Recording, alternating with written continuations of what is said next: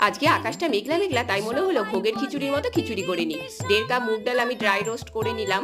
আর মশলার জন্য নিয়ে নিলাম আদা, শুকনো লঙ্কা, রাঁধুনি, জিরে, কাশ্মীরি লাল।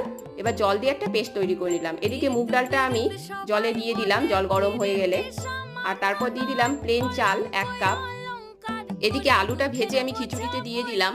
তারপরে দিয়ে দিলাম ফুলকপি ভেজে। আর এদিকে 1 কাপ গোবিন্দভোগ চাল আমি খিচুড়িতে অ্যাড করলাম।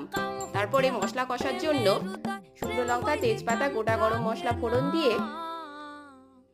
আর একটু হলুদ গুঁড়ো দিয়ে এবার যে মশলাটা পেস্ট করে রেখেছিলাম দিয়ে দিলাম। তারপর দিয়ে দিলাম টমেটো পেস্ট, ভালো করে কষে নিলাম।